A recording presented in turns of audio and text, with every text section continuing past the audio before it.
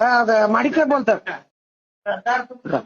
Auditor साहेब नमस्ते. नमस्ते साहेब. नमस्कार. नमस्कार. महाडिक बोलतोय. महाडिक. नमस्कार साहेब. बीडचा राजू तुम्हाला माहित आहे. होय होय. आता उभा राहिलेला आहे. बरोबर. विश्वास पाटलाच्या उलटा उभा राहिलाय. बरोबर आहे साहेब. तर त्याला मदत करावी लागते. चालेल साहेब.